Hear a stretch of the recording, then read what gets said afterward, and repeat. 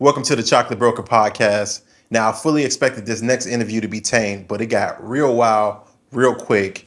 From a no-nonsense realtor, give it up for Davarus Bell. 2-time convicted felon. I grew up poor in Mississippi. I grew up in a trailer. We used to have the shit in the bucket.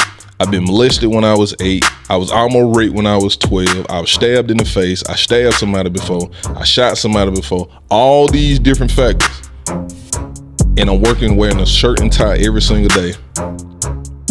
I'm making $200,000 a year. Davarus Bell, man. Thank you, man. Thank you for being here. Yes, sir. How you feeling? Pretty good. Pretty good? Yep. So you got the gold teeth, man. That's Southern all the way. Yep. You from here? Nah, Mississippi. Mississippi? That's what's up, man. My grandma from Mississippi. Everybody, you from Chicago, right? Yeah. Yeah, so everybody who from Mississippi, majority of the people in Chicago got people in Mississippi. Okay. That's just how, Yeah. during segregation and all that, everybody from Mississippi migrated to Chicago. Yeah, the Great Migration. Yeah. I know all about it. That's what's up, man. Yeah. We might be related down the line somewhere. Could be. That's what's Could up, be. man. So how'd you get into real estate in general?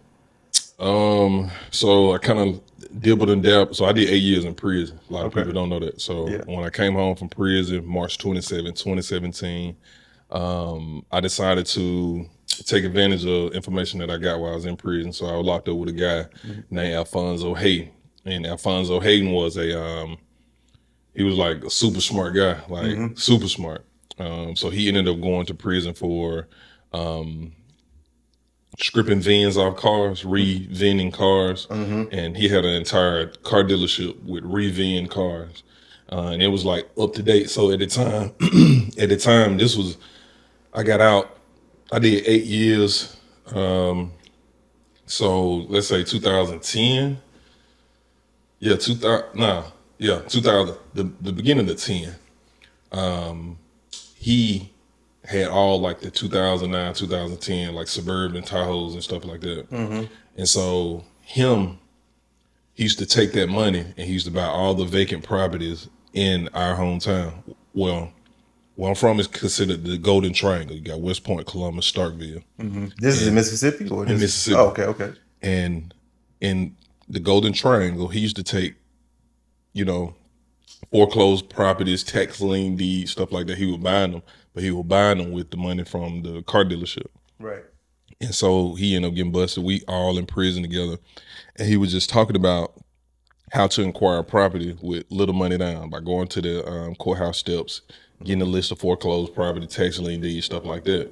So in 2017, when I came home. Before we get to that part, you going to prison, one person got caught and obviously they told on you. Nah.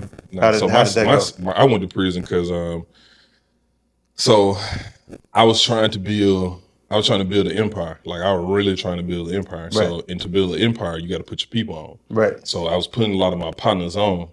But when building an empire, you can't be the most successful person out of your team because that's when greed happened. That's when jealousy and stuff like that happened. Yeah.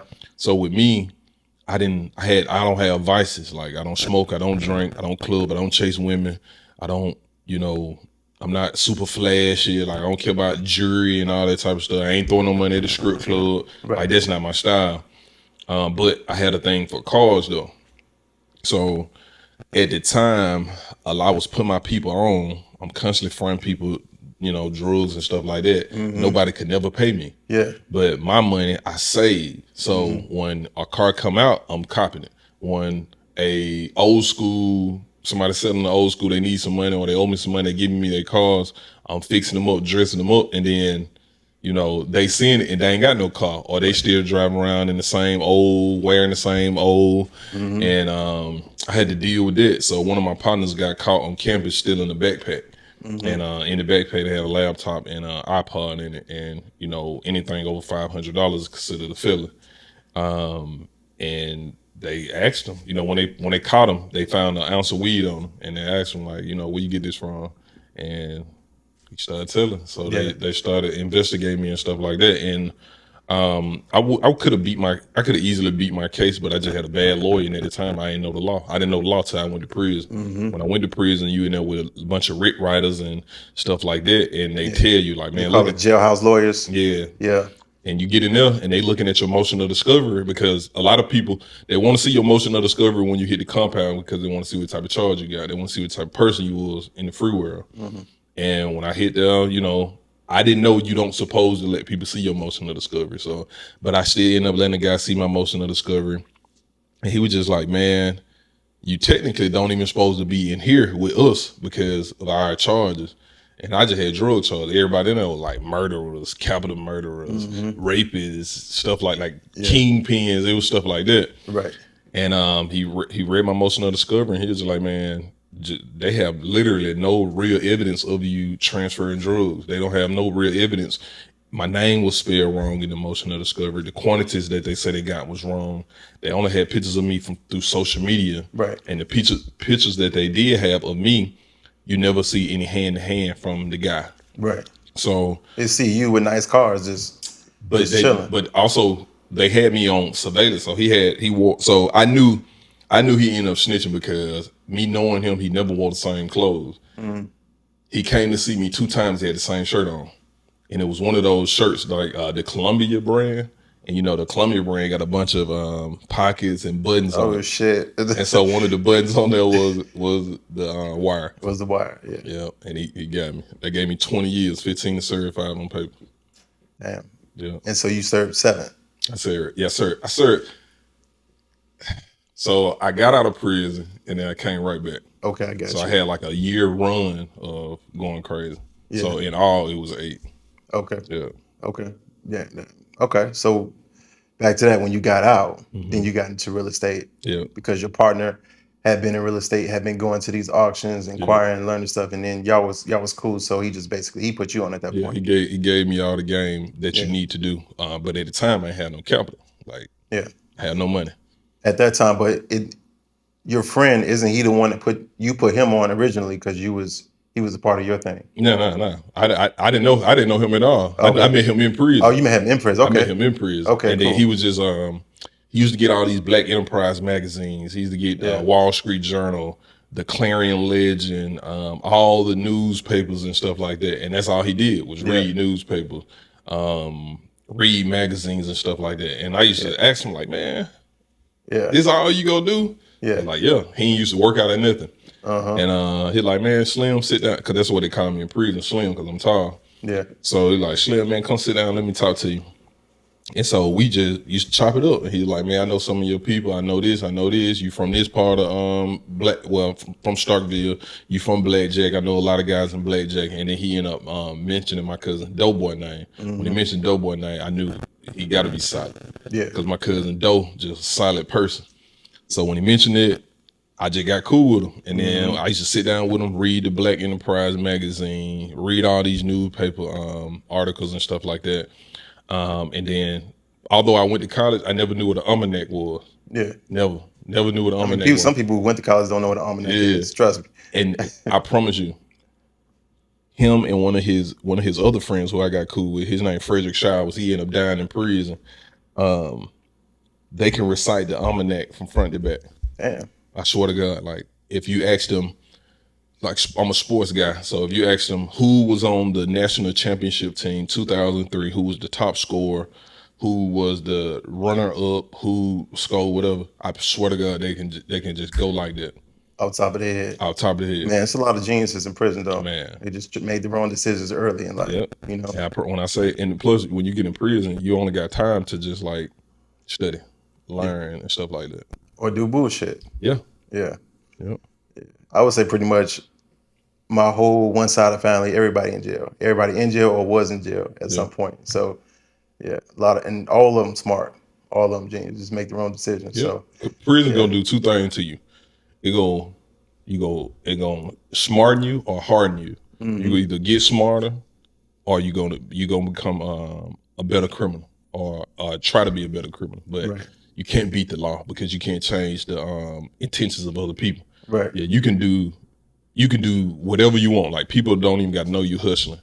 But one person find out you hustling, don't like how you hustling, or don't like how you moving, don't like, you dealing with the same girl he dealing with or something like that, they can easily just call the police and be like, you did X, Y, and Z. And then now the police gotta do their due diligence, and they have more resources than you. So the only thing they gotta do while you moving and shaking, they ain't gotta do but sit back in the car and watch you trail you. And when you get in your car, you're not looking back behind you to see who trailing you. So it's just how the game go. Yeah. I got a younger family member right now that's kind of going through the same path you going through right now. And I'm from the south side of Chicago, so I seen it all. I just didn't participate. Yeah. So it's kind of like you want to be able to say, hey, look, you don't want to go down this road, but it's like you can go down that road, so you don't know what I'm going through. That type of thing. So what type of advice would you give? We're gonna get to real estate, but I feel like that's important. But what type of advice would you give to a young kid who basically think they smarter than everybody else that came before them? So for me, so I'm gonna go a little bit deeper. So like I told you, my people from Chicago too.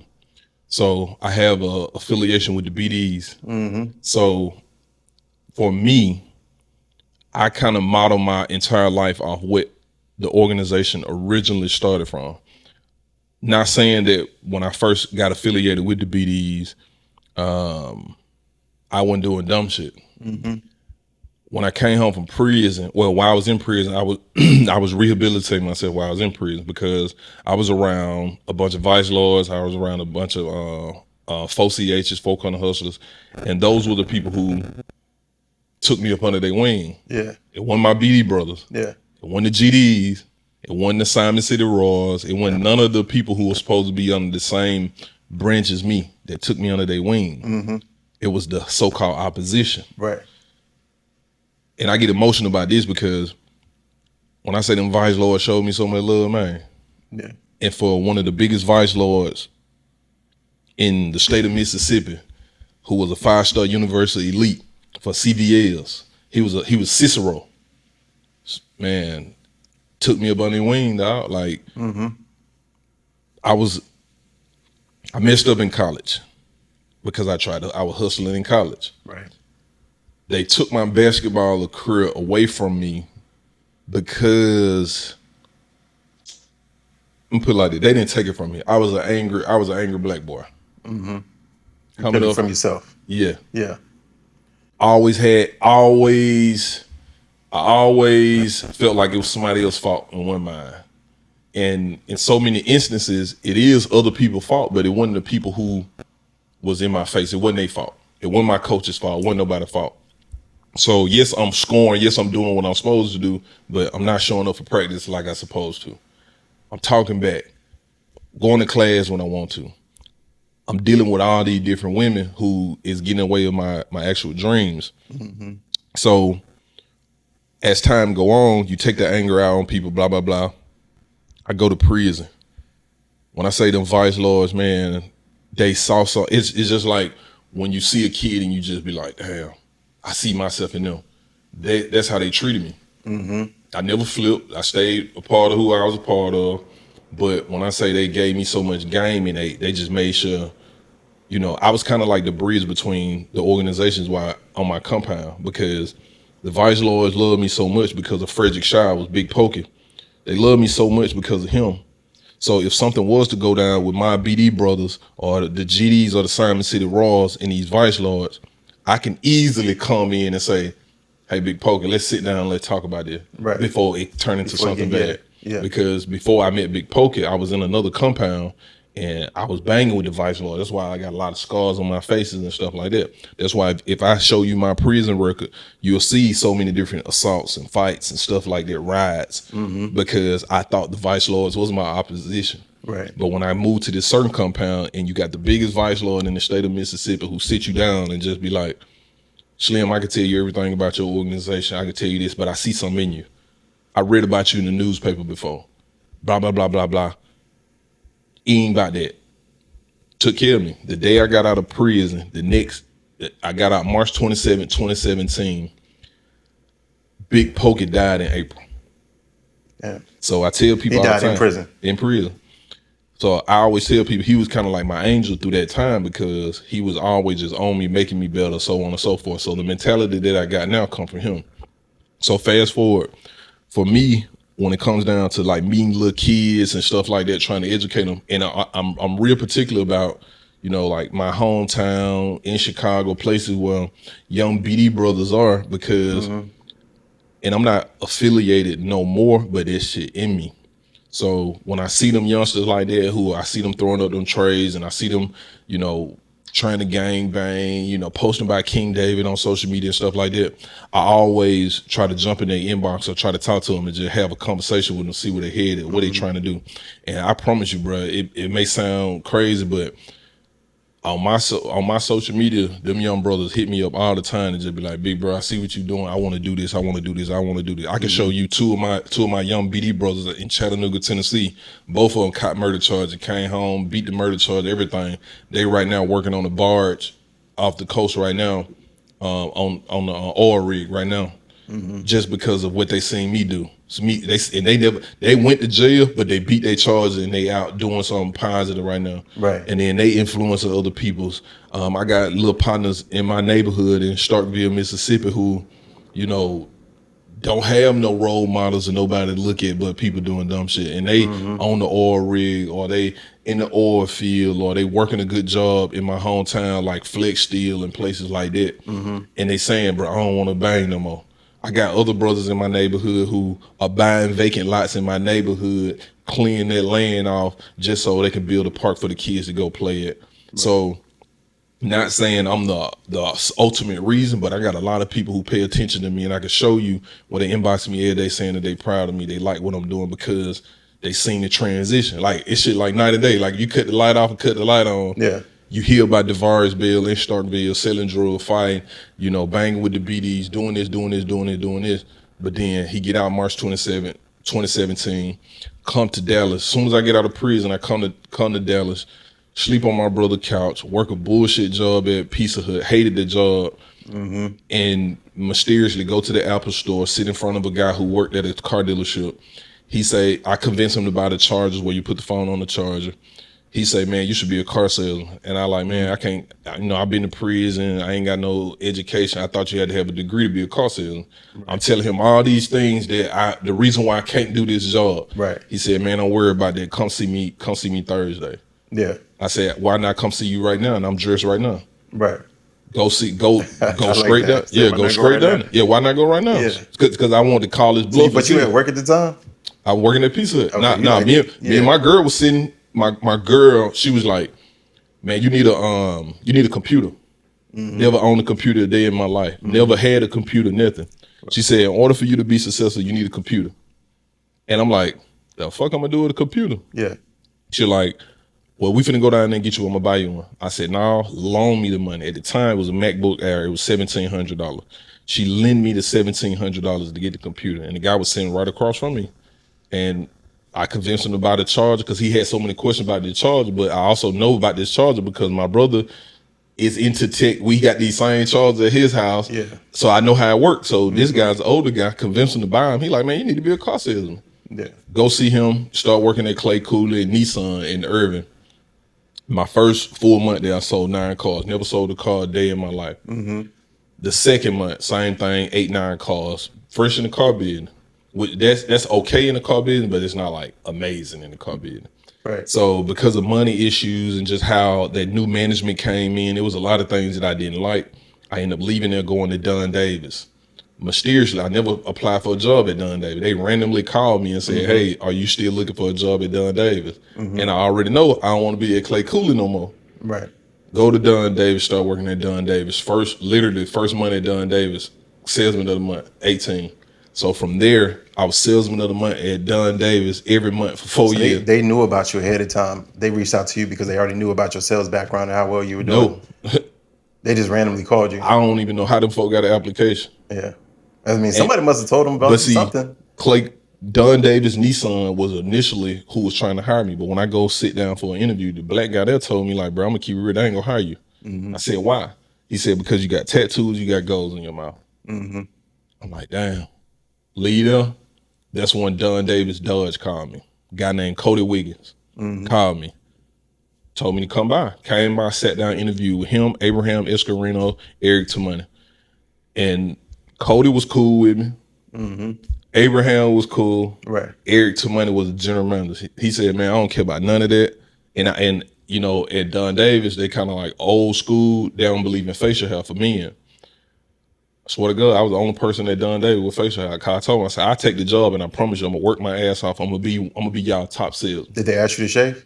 No, because I She told was gonna slap him or something. no. I told him, I said, I only way I take the job if you let me keep my facial hair. Okay. Eric Money said, if I let you keep your facial hair, you need to be salesman of the month every month.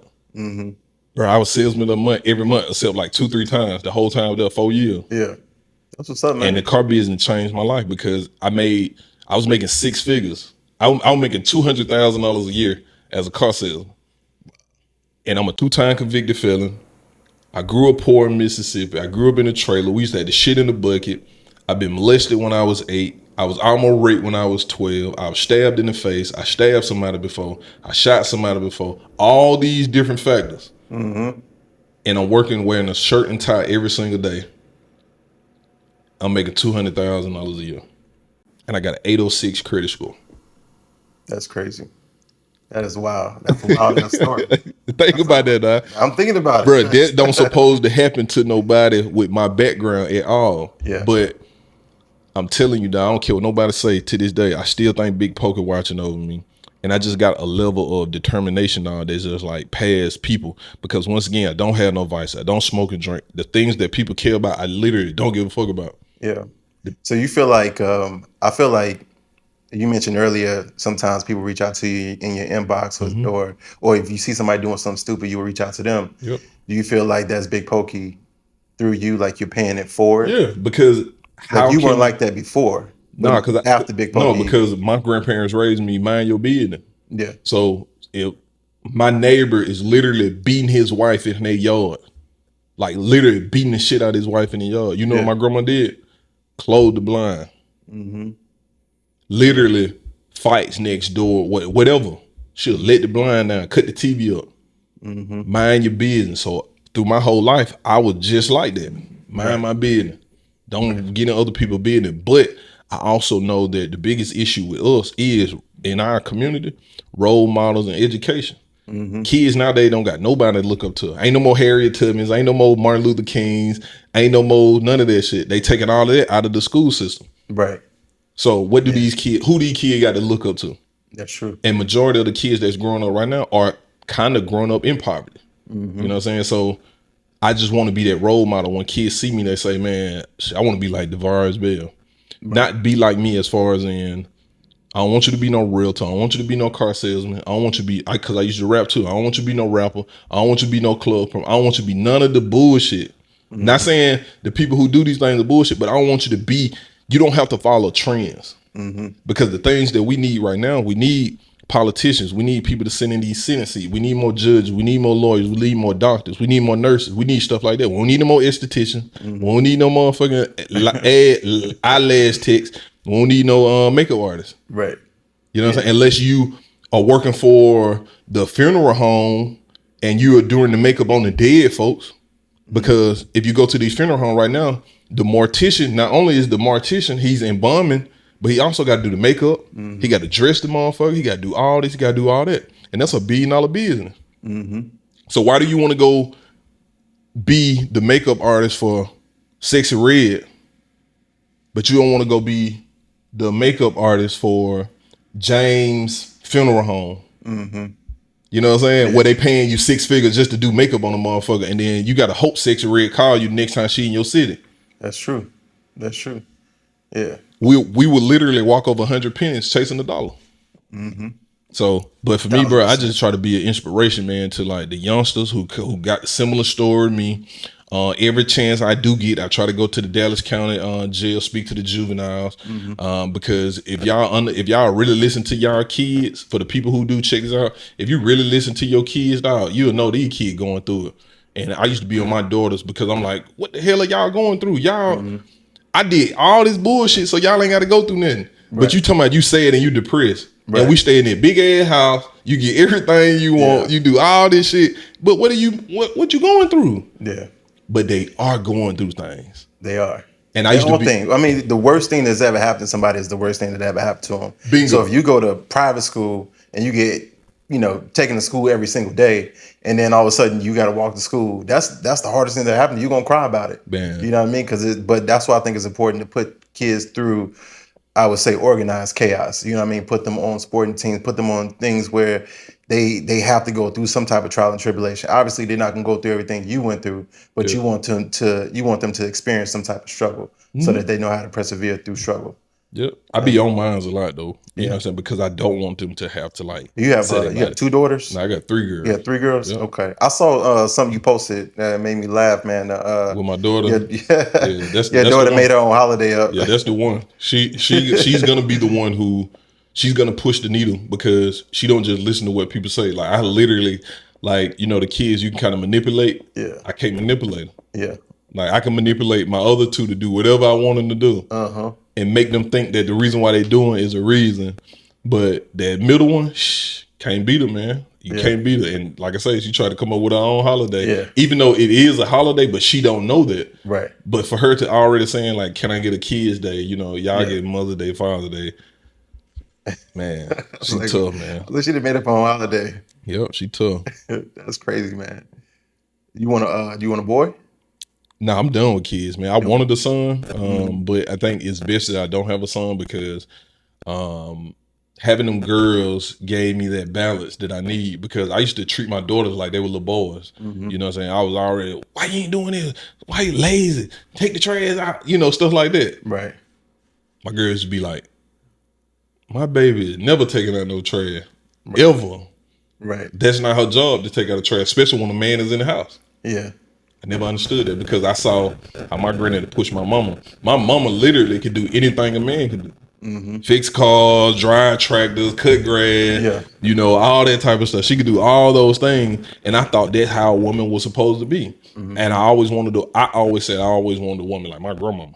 You know what I'm saying? My grandmama, took care of the house, made sure everything was cool, still went up to work, go in her garden, go work in her garden. If the grass ain't cut because my granddaddy running late, she go cut the grass, detail, cut, she could do all that. And I always wanted a woman like that.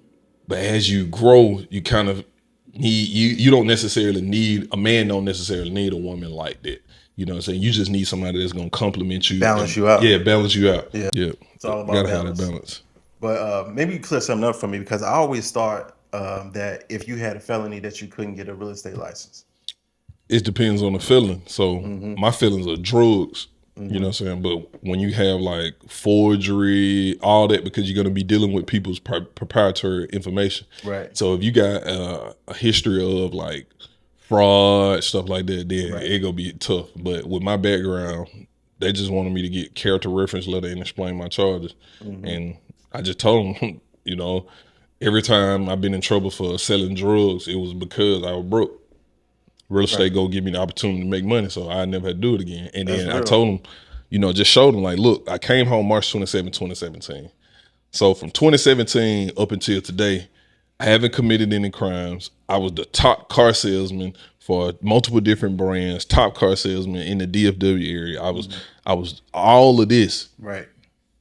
What makes you, why don't you think I can do this with houses? Right. And the lady who I spoke to, she ended up emailing me personally from her personal email. She was just like, I ain't gonna lie to you, your story is amazing. So I'm gonna do anything I can and try to help you get your real estate license. But she didn't need to do that because, like I said, my situation ain't as bad as people who are taking people identity. You know what I'm saying? I just sold drugs to the people who needed it. Right. Or who wanted, not needed, who wanted them. Right. So what do you feel like was your biggest struggle? The biggest, because you named a lot. And so we can pick any one of those things, but what do you feel like was the biggest one? Probably prison, but I've been struggling since I was a kid. You know what I'm saying? Like I grew up dirt poor in Mississippi in a trailer. Right. The trailer my grandma still in today. And I was in a position to, help my grandparents get a brand new trailer. And they said, no. You know what I'm saying? Me and my brother, out of my grandparents' kids and out of my daddy kid, me and my brother daddy kids, we are probably the two successful. And I'm the black sheep. Yeah. So I surpassed everybody, not graduating high school. I got a GED. Some of my siblings graduated college, all that type of stuff. And I was able to make more money than them and be in a better position than them because of this determination. Like, tired of being poor, tired of being not having, tired of people looking at you a certain way, tired of wearing hand-me-down clothes, tired of just not having. You know what I'm saying? Because when we used to go on AAU basketball trips, my cousin Latavius Williams, his mama used to have to give him extra for me because I ain't have it. You know what I'm saying? Shit, I was going to school wearing jump soles, lying to everybody like I'm trying to get my ups right whole time. I couldn't afford the shoe. Right. You know what I'm saying? I lied about that for years until one of my partners, Shotty, they call him Shotty Mac, until he posted on social media saying, like, you know, it was a picture of a guy wearing jumpsuits and the caption was like, niggas be like they trying to get their ups right. And I comment and he posted, he tagged my name. And it was funny to the people who knew, but I went deep and dark on the post. I was like, I say the laugh emoji. I said, what niggas don't know is I was fucked up at the time. My mama couldn't afford to give me shoes. And that's why I had them jump soles on for 6 months to a year because I ain't have the shoes. And then my coach gave me some basketball shoes to wear. Right. And then now that all that laughter and joking, it was not playful joking. It turned into damn fool. I ain't even know. Right. Yeah. And that was the part of my life that switched when I started hustling. That's when I started committing crimes around that time. That's when I started. How old were you at that point? Shit, like 15? Yeah, 15. That's 15, about right. 15, 16, somewhat 14, 15, 16. That one it shifted like, bro, I ain't doing this no more. And I started stealing, started hustling, started selling fake crack. I started doing everything. Anything to make some money, I was doing it. Right. And shit, man. Anybody ever come back about that fake crack? Like, what's up, man? Nah, you know, a lot of them guys did. No. I mean, like at junkies. the time when they left, they tried to get high, came back. Nah, But what? So when I was doing it, one of my cousins, they call him Noon, when he got his throat slashed, a smoker cut him from ear to ear, like what they call a Colombian bow tie. Yeah.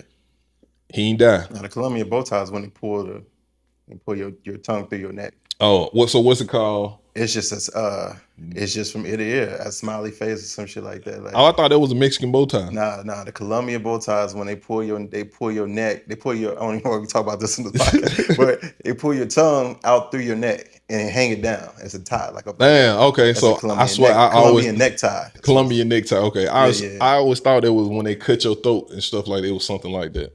But that's what they gave him. They cut from one side to the next. And when I heard about that, bro, I was just like, nah, I ain't doing it no more. And the rumor was that he was doing it. But I don't know. To this day, I never asked him or nothing like that. But he was robbed too, though. Nah, him and the guy just had an altercation. Yeah, that's what. But they say the guy. But they say the guy that he had the altercation with was somebody that he sold some fake drugs to. Okay. And so I was already in these little breezeways selling fake drugs. Right.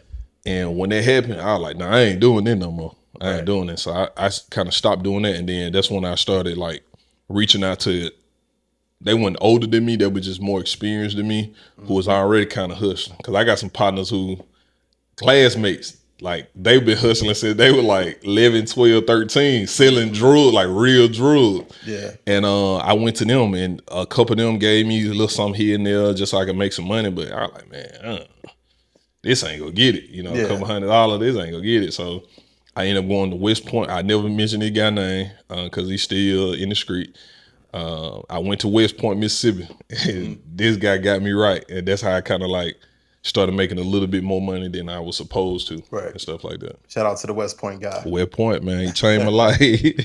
Yeah, that's what's up, man. I thought this question was gonna be like, how'd you get into real estate and what are the steps and blah blah blah.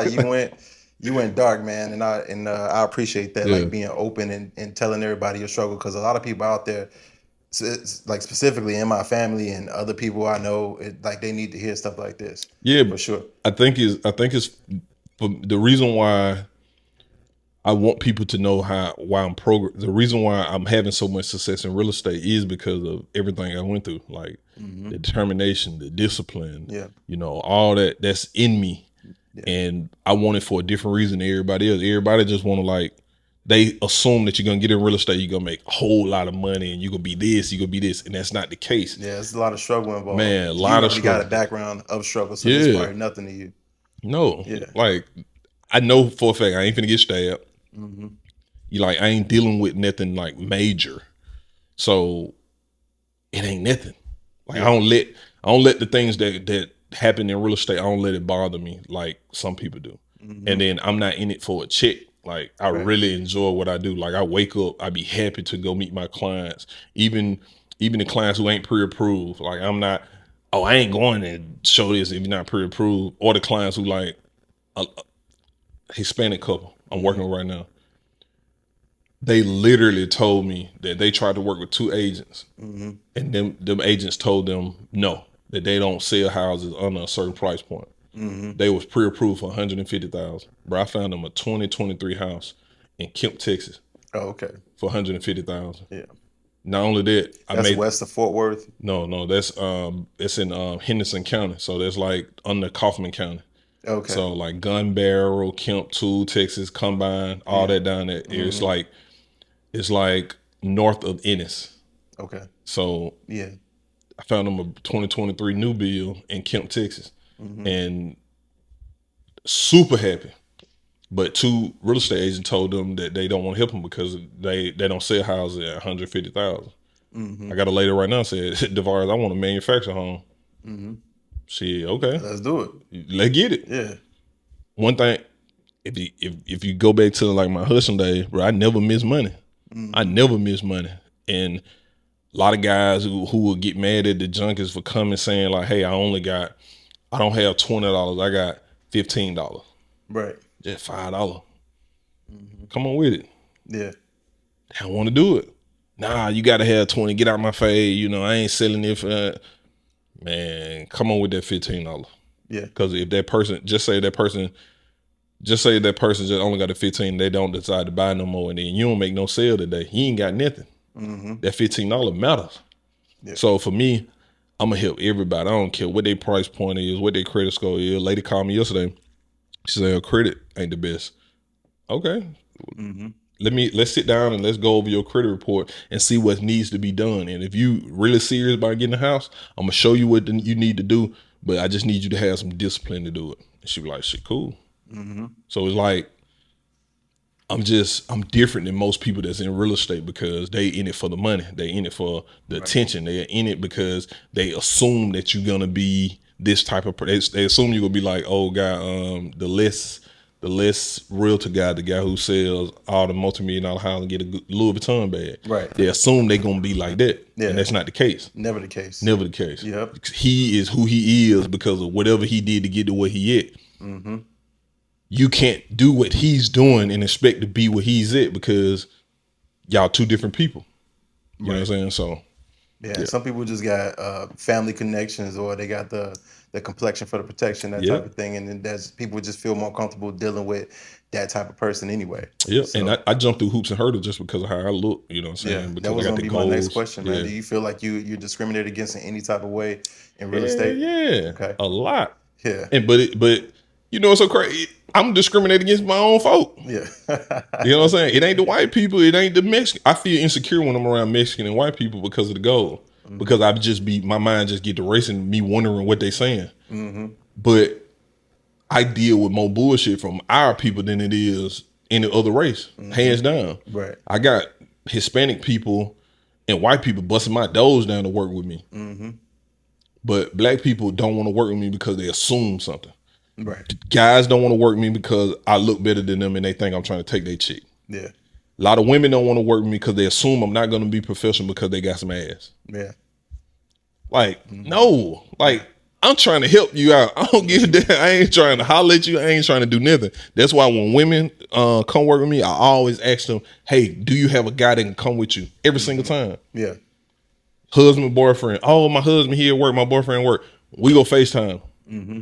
I want you to record it. I want you to do something because I don't want no issues, period. Mm-hmm. I want about assuming then. I don't none of that because what's going to end up happening, one thing I don't play by my name. Mm-hmm. You're not finna lie on me. You ain't finna bullshit me. So record this. And it's a lot of time when I'm in the house with women, I have my my phone record on. I have it on my phone. Yeah.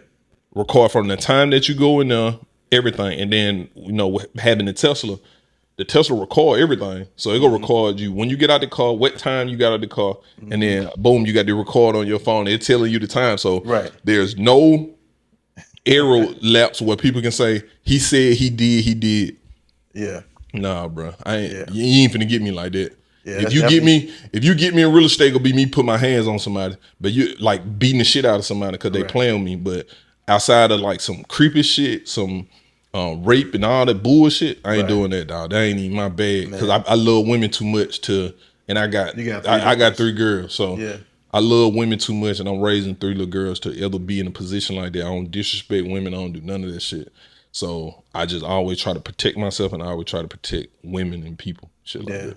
It's crazy because I like until I got older and started talking to other like taller black men about it, it's kind of like you have that thing in the back of your mind, like you don't want to be accused of shit. Like you don't want to be you just don't want to be in a situation where you be like something could happen. So I'm always like overly cautious, not to be too aggressive, not to Yep. be, you got to dial yourself back. Got to You know what I mean? every Like single time. overly, Yep. just to make sure. Yep. Because as soon as something come up, they gonna be like, he did it. Yeah, he did. He looked He like he looked like he he looked did like it. he did that shit. And He did I that deal shit. with that a lot too. Yeah. People be like, oh, you look like you got them hoes. How do a person look like they got hoes? You know what I'm saying? So I deal with it. I deal with a lot, bro. Right. Yeah, I get it, man. If people want to work with Davarus, how can I reach out to you? Man, everything. Davarus Bell, DavarusBell. That's on all social. Telephone number 817-617-9654.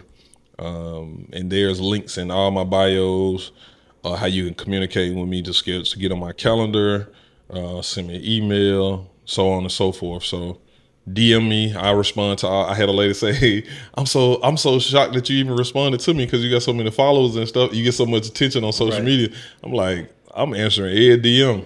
Right. And if it's some BS, I'm gonna just swipe, delete, and gone on. But when people having like real conversation, inquiring about information and stuff like that, I'm full of information, and I tell people all the time, even if you ain't working with me, make sure you armed with the right information so that you can make an informed decision and you don't get messed over. So let me help you get a house. Yeah. Yeah, that's what's up, man. Yeah. You mentioned earlier how your lady was like, my daughters ain't taking out the trash and stuff like that. She provides that balance for you. I want to know the story of how you guys met. At a Nas concert, Nas and Lauryn Hill concert. Walking by, bunch of women, pss, pss, pss, pss, pss, and like, who doing this? And it was me. So I don't. My brother had me go out that night. It was a bunch of him and his Sigma brothers that came in town, and we ended up going to the Lauryn Hill and Nas concert. And going to that concert, a bunch of women, saying stuff, and we looking back, we don't see who it is. And then after the concert, 2 Chainz was I still love 2 Chainz, but Yeah. I ain't just thirsty for rap music like I used to be. But 2 Chainz was at the Gas Monkey, and they ended up going. I didn't want to go because I'm like socially awkward. Like I don't like to be out like that. So I went to the crib and I was just on, the phone, just like scrolling, looking at, everybody post from the concert at the Toyota Music Factory, and I was just liking pictures. And then just so happened I ended up liking her picture. And she was like, that was me and my friends who was whispering, trying to get your attention. Like, what? And she was just like, I want to be your friend. And me being me, like I always do, like, nah, you don't want to talk to me. I've been in prison, I did on this, Yeah. and you ain't gonna like me, all that type of stuff. And she was like, I still want to be your friend. Let me take you out. Blew my mind. Never had a woman ever take me out ever in my life, ever. You the second person. Well, I haven't had that many podcasts so far, but you the second person that said that the woman pursued them. Like my other boy, his wife pursued him, took him out on the first date, and he said he kind of didn't. He didn't show up as his best self because he was just kind of like, Self-sabotage. yeah, in a way. And then Yeah. he realized like, damn, this is a good woman. You know what I mean? Like, so was that was your same Same experience? thing. Like trying to be less I presented myself as less than what I was. And the one thing that she liked about me from the gate was transparent, honest, determined, and love like the hustler mentality. Like, shit, at the time, like I said, I was working at Pizza Hut. And Oh, you met her while you was working at Pizza Hut? Oh, I okay. was driving her car that she just got back from her ex-husband to deliver pizza at Pizza Hut. Wow. Yeah, like when I met her, bro, she was just there, like wanted to see me grow. She was Yeah. like, you want it. I have the means to help. Here go this car. Like, you don't got no car. You driving your brother's car. And my brother had a BMW at the time. He had two BMWs, and those BMW was like, BMWs aren't like the most reliable car. That motherfucker smoking. It running hot. You got to pull over, put water in that motherfucker all the time. So it was just a lot. And she was just like, shit, I got this car. I just got back from my ex-husband and a divorce. You can drive this. And I drove that motherfucker every day delivering pizza. Right. And like I say, the true things that are in me is what she loved about me. It ain't had nothing to do with nothing other than I just like your vibe. I like how you act, stuff like that. And I tried to, throughout the relationship, I was self-sabotaging, like trying to like, it was just too good to be true. A woman who cook clean, who make well, I don't want to say her salary, well over six figures. Just like, why do you want this country boy from Mississippi who ain't got nothing, who ain't own nothing, who don't have nothing, who ain't trying to, who just ain't, he's not presenting himself in the best light. And I did this on purpose just for her to leave me. Yeah. I did that shit for years, dog. Right. Mother just stayed and held it down. Yeah. Yep. And it's also, I mean, it's a risky test, but it's also like a test too. Like, It's a test to see why you like. Right. Do you really love me? Because Right. I never really had that type of love. Like even with my mama, like I love my mama, I rock my mama now. But my mama didn't raise me. You know what I'm saying? My grandparents raised me. My mama didn't show me no love, never hugged me, never said, baby, I'm proud of you, blah, blah, blah. I never had that. I never felt that love from a woman like that, ever, other than my grandmama. Yeah. But I look at grandmama different than I look at other women. And even throughout my life, I've treated women bad because of how my mom treated me. Wow. And I did that to her. Like, never disrespect. I don't call women bitches out, blatant. Just I might think of it. actions, I might say it in my head, we but I ain't saying it. I've never verbally disrespected a woman in my life ever. And I never did to her, but disrespect as far as in, and never cheated either. Never slept around during the relationship, nothing like that. Right. But cheating is never sleeping around with folks. Cheating is entertaining women. And I used to lie. So I was into music real heavy. I used to lie to go pursue music instead of communicating to say I want to go do music. Right. How simple. You see how simple? Wasn't there? Yeah. Yeah. Little shit like that. Like I did that shit for years. Yeah. Just little simple lie. It'd be like little lie this big. Just so simple. You can just say, hey, I'm going to shoot this music video. Then, hey, where you at? Oh, I'm doing such and such. Right. But her hunger is at the video shoot, recording the video being shot. Right. She didn't already texted her. Oh, I ain't know he was shooting a music video today. Yeah. She like, in her head, me neither. Oh yeah, he is for this new song he working on. New song. But then when they get home, it's like, why you tell me you, why you lie, blah, blah, blah. Yeah. Yeah. And now I'm mad because you tripping on me about something so small, but you mad because I lied about something so small. So now you butting heads. Right. So that's how it is, dog. It is how it is, man. So if you a man and you got a woman or you trying to pursue a woman, just communicate, man. Just say how you feel. Yeah. So Man, that's some good info. I feel like women, like you said, cheating is not necessarily cheating in that direction. You can be cheating another type of way. Yep. I feel like for men, most of the time it's physical, but for women, a lot of times it's emotional fulfillment, where it could be like that work husband situation where it's like, oh, we just went to lunch. Well, I just went to lunch with Gary, blah, blah, blah. But it's like, yeah, but Gary giving you compliments the whole time, Yeah. and you getting filled up by that emotionally, that's like emotional fulfillment. So it's all types of cheating on both sides. But like you Yes. said earlier, communication is key. And I You got to wouldn't even be communicate. mad, bro. Like, and it's so crazy. Like now, how I maneuver now, I can't be mad at a woman for just say, Getting what you're not giving. yeah, like if she's going out, if I'm not giving her the sex that she needs, and she go out and she get it, I can't be mad, dog, because I should have been doing that. If a Right. woman is going to a lunch date with Gary, I can't be mad because I had ample opportunity to take her to lunch or take her out on a date or do something with her. You know, or she's saying, "Baby, how I look in this dress?" Or she shouldn't even have to say nothing. Right. Damn, baby, you looking good. She Right. slap on the head, blah blah blah. You looking That's good. such a good point, man. I try to make a point.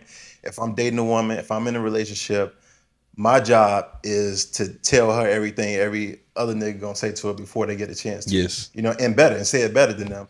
And if a dude holler at my girl, I want to know what it is, like what he say, not in a jealous way, but I want to know, like he could have came better than that. You know what I mean? Like that line, nah.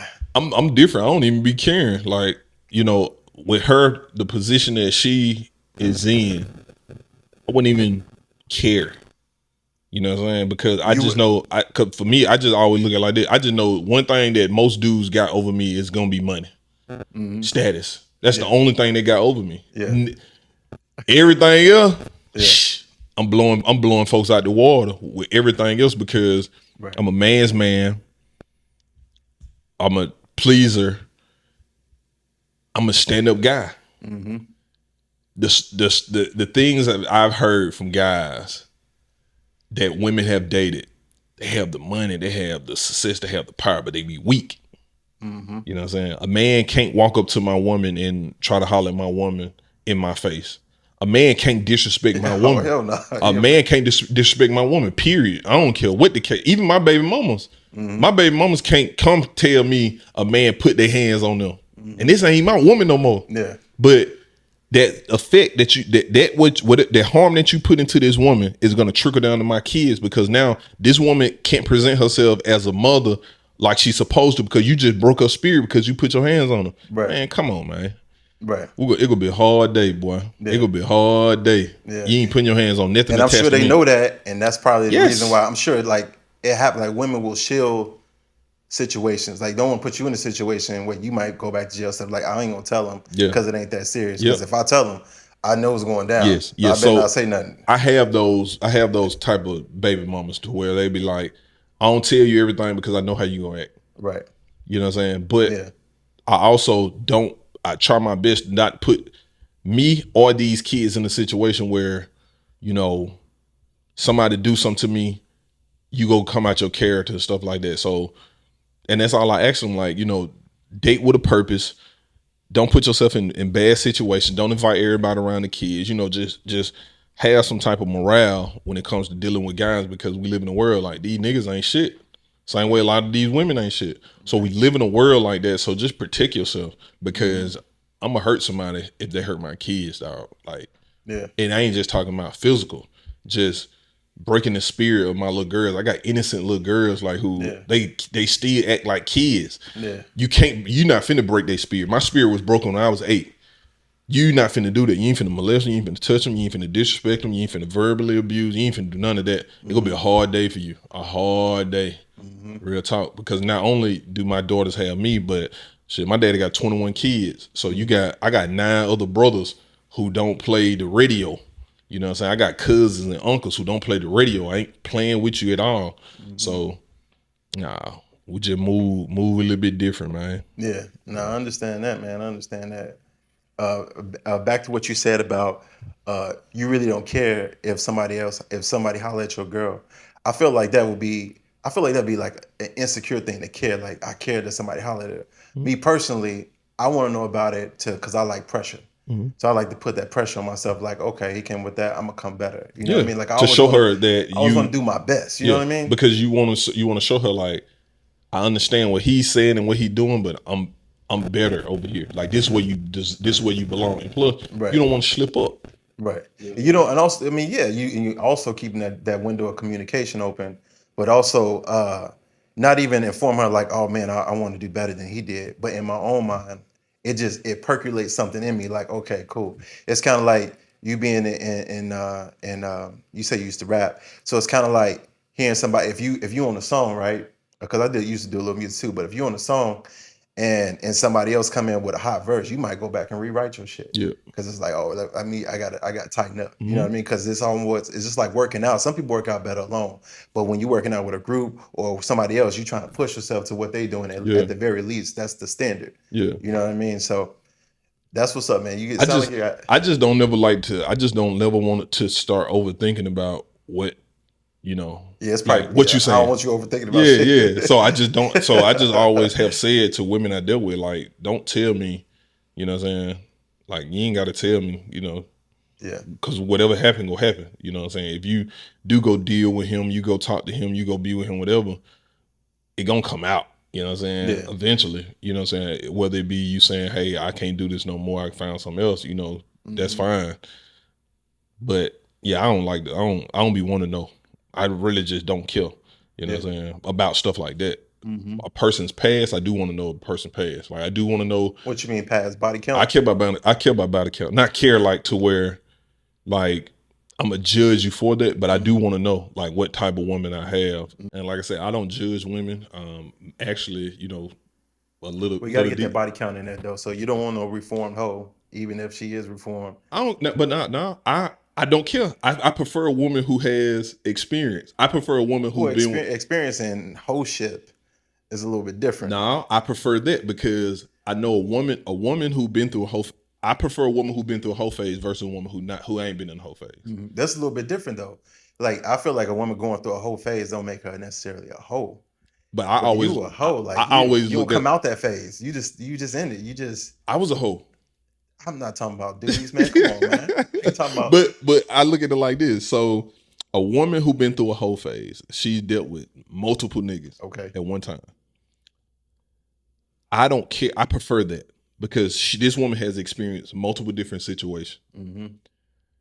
A woman, me, I think I consider a hoe is a person who solicit men for money in exchange for sex. That's my definition. That's my definition of a hoe. Yeah, that's the classic definition. Yeah. So we talking about really sluts. Yeah, like women who prostitute they body, That's a hoe. who you sleeping with niggas with the intention on getting something in return. That's why I consider a hoe. I don't consider a woman a hoe because she slept with 50 niggas. You know what I'm saying? Like when Ruby Rose said that, you know, her count was whatever. She wouldn't be considered a hoe to me. Right. But a woman who's saying she fucked a nigga for a Birkin bag or a Louis Vuitton bag or for some money, that's a hoe to me. You know what I'm saying? So, but I prefer a woman who has dealt with a bunch of dudes versus a woman who say I only slept with two guys, hands down. Because the experience, I need the experience because of how my sexual appetite is. I can't deal with a woman who is complaining about too big, too this, too this, too this, too this. That's boring to me. Right. But a woman who dealt with, you know, 30 guys and she's 30, I kind of like that's sexy to me. Because I know when we get into bed, she go turn up. I think we thinking of like different numbers. Okay. You know what I mean? Because if you 30 and you dealt with 30 guys, that's just 2 guys a year over 15 years. You get what I'm saying? Yeah. Like every 6 months you were in a relationship or whatever, didn't work out for whatever reason. But you got, man, I don't know, you be on IG, like you 500. You know what I mean? Yeah, that's crazy.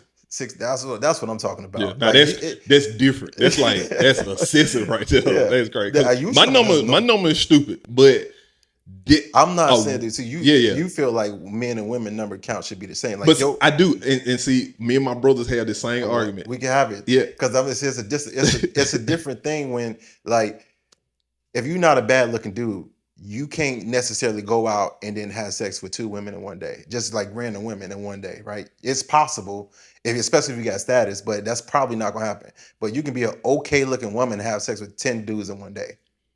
You get what I'm saying? Because niggas be horny. But the opportunity is there. Yeah. You get what I'm saying? So when a woman takes advantage of that given opportunity, it shows to me like a level of greed. I agree. I just still look at the world like, you know, we can't complain or we can't even say nothing about women sleeping with a bunch of men when we do it. But I also look at women on a certain pedestal than I do men, because I feel like women should have a level of morale than men, because we all know, like, they refer us to dogs and cats, because a dog hump anything walking. Mm-hmm. And a lot of men, we're the same way. We'll hump anything walking. Women are considered like felines. With cats. When the last time have you seen a cat have sex? Right. You don't. Very rare. Yeah. Very, If you yeah. see a cat having sex, because you in they business. Yeah. You know what I'm saying? You in they business. But for the most part, for a person who grew up on the farm, I didn't see a cat have sex until 2 years ago. I swear to God. Right. And that was because I was in their business, because I was walking around their house, and I still got the video on my phone, because I was gonna post it, but I was like, nah, I ain't gonna post it, because people and animals and all that type of stuff. Yeah. But Peter gonna come after you, man. yeah, they coming after me because I posted a picture of giving a dog to a lady. Yeah. I saw that client. video. Yeah, I saw that video. I just gave my clients a dog that they wanted. Yeah. How dare you separate them from their family? Oh, you should have did a rescue dog, or you hate animals. And I'm like, what? You can't do nothing. You can't win. And it's people from PETA. Literally follow the PETA page. Wow. But like I say, with cats, women are referred and put in the same light as cats. And like I say, you never see a cat have sex. You don't. So women I always look at women they need or should have a little level of morale when they dealing with men, or with their body and stuff like that. Right. You know what I'm saying? But I also know that us as men, we need to have the same, and a lot of time we don't, because even when I was in college, I dealt with a different woman every single day. Mm-hmm. And I thought that was cool. Right. But in 2010, when my daughter was born, it was like, oh shit. Mm-hmm. Do I want my daughter to find out like how Wilt Chamberlain is? We glorify Wilt Chamberlain to be a great basketball player, but also a man who slept with 20,000 women. Right. I don't want my kids to see me as that. Right. That you growing up knowing like your dad had fucked all these women and dealt with all these different women. I don't want that for my kids, and I don't want a bunch of women walking up to my kids or saying, I used to know your dad, or I used to deal with your dad. Yeah. You know what I'm saying? Dudes did me like that when I was young. I know your mama. Yeah. Nigga, I know what that mean. Yeah. You know what I'm saying? They didn't know you knew what that meant. You Dean's son. Yeah. Nah, dog, nah. Yeah. So I don't want that for my girls, but I do understand what you're saying. I'm kind of like, I'm very understanding. So I be 50-50 with a lot. I get it. I agree, but then I don't agree. Tell me what you don't agree about. I just, like I say, for me, I don't consider a woman a hoe if she fucked a whole bunch of guys, unless she asks for money. Mm-hmm. Well, I mean, you're talking about the classic definition, but you know that's not how people use it, though. Yeah. Because I definitely understand, like Chicago, it's a lot of pimps in there. Yeah. So, well, hoe is someone who has sex for money. Yeah. Like, definition-wise, but that's not how we use it. Yeah. Because we think for prime example, and I use celebrity women for an example, like, I don't think Megan Thee Stallion is a hoe. Mm-hmm. Me either. But people call her hoe because she fucked Party, she fucked Tory, she fucked the beat making guy. Right. She fucked Moneybagg Yo. She dealt with Moneybagg Yo. Those are 4 people. I mean, yeah, that's because she making her private life public, and or they are. Yeah, you know what I mean. All in the comments, she's a hoe. She did. She just like to fuck. You ask me, right? And once again, it's just 4 guys. Yeah. But I know a girl who go to SMU. Yeah. Shit, it been so just say 4 guys. Just say when Meg got on the scene, from the time Meg got on the scene to now, would have been about 5-10 years. Just say 8 years. I would say about 8. Just say 8 years. Yeah. 4 guys in 8 years. Right. I know a girl at SMU right now. I know she deal 4 guys a week. Mm-hmm. Yeah. You know what I'm saying? So I still don't consider her a hoe either. She just like to have sex. But when it comes down to the whole word, if she getting money from these guys, or she using these guys for money or entertainment, that's my definition of hoe. But just fucking and then doing it consciously, I don't like women who complain, who sleep with a lot of guys and then complain about it. I agree with you. That's the definition of hoe. That's what it is. Yeah, I don't like that. Like, be conscious of the decisions you make, and be honest with men and people around you. Let them know, like, hey, this is like, I present the true me to everybody. Like, this is who I am. Mm-hmm. So there's no room for you to assume nothing about me. Right. This is who I am. And I don't think a lot of women kind of like do that. Like, they would we know that you getting down, and you Right. will get down. Don't try to make me take you out on a date. Don't try to make me be, your Prince Charming when I know that such and such smashed you in his car. Right. And, he bought you McDonald's. Right. Whataburger, In-N-Out or something. Right. But you want me to take you to Kitchen Cocktail. You want me Yeah. to take you to Capitol Grill. Like, I have issues with that. And I'm not talking about me personally. I'm just speaking in general. Because, like I said, I still got brothers and friends who, are single and, unmarried and not dealing with nobody. And they have to go through this where they got to, women expect them to do all of this stuff. But they've given more for less to guys who aren't even on the level as my partners know. Right. You know what I'm saying? Like my partners know all of them like up. Mm-hmm. And you want them to wine and dine you and stuff like that. But a guy from South Dallas who got a box Chevy, couple chains, sell a little weed, he hitting you for free because y'all smoke together. Right. Because it's your weed man. Because it's your weed man. Yeah. Nah. So. Man, this has been a great podcast, man. We supposed to did 30 minutes. I wasn't expecting all this, man. I wasn't expecting all this, but it's all good, man. I got another one coming up, but man, it was a pleasure having you on, man. Yes, sir. Definitely, yes, I want to have you on again when this gets more popular. Yeah, for sure, man. Because you got out of all the stories you didn't told today, I feel like there's at least about 50 podcasts in those stories, at the very least. 52-hour podcasts. Yeah. So I'm down, man. Just let me know. Yeah, for sure, man. Pleasure, man. Yes, sir. Yes, sir. Yes.